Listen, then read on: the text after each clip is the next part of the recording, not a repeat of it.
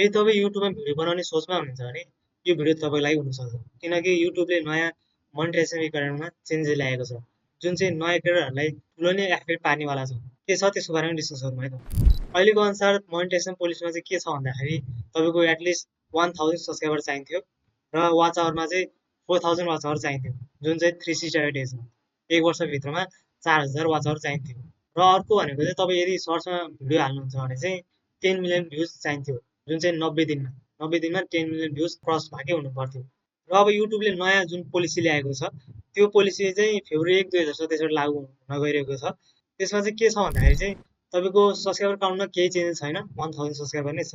तर वाच आवरलाई चाहिँ 8000 watch our बनाएको छ। अहिले जुन 4000 वाच आवर छ नि 1 वर्षभित्रमा, अब त्यसलाई अपग्रेड गरेर 8000 वाच आवर बनाएको छ। र अब अर्को भनेको चाहिँ जुन सर्ट्समा 10 मिलियन भ्युज चाहिन्थ्यो नि, अबको नयाँ पोलिसी अनुसार चाहिँ त्यसमा पनि अपग्रेड गरेको छ, त्यसलाई पनि डबल बनाएको छ। जुन पहिला 10 मिलियन चाहिएको थियो अब चाहिँ 20 मिलियन बनाएको छ। 90 दिनमा 20 मिलियन भ्युज चाहिन्छ।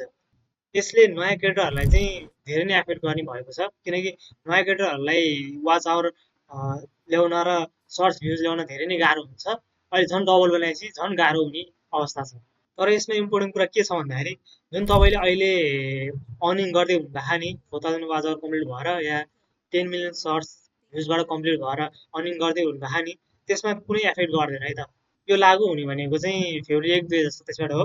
त्योभन्दा अगाडि एज इट इज नै त्यही नै मोनेटाइजेसन पोलिसीबाटै काम गर्छ र त्यसको पछि पनि त्यो एफेक्ट गर्दैन। र अर्को भनेको जुन फ्यान फन्डिङ टियर छ नि, त्यसमा चाहिँ केही चेन्जेस छैन। त्यसमा चाहिँ एज इट इज नै छ। जुन सुपर च्याट र मेम्बरसिपको टियरहरू छ नि, 500 सब्सक्राइबर, 3000 वाच आवर या 3 मिलियन सर्ट्स भ्युज, त्यसमा चाहिँ केही चेन्जेस भएको छैन। र चेन्जेस भनेको चाहिँ त्यही वाच आवर र सर्ट्स भ्युजमा मात्र हो।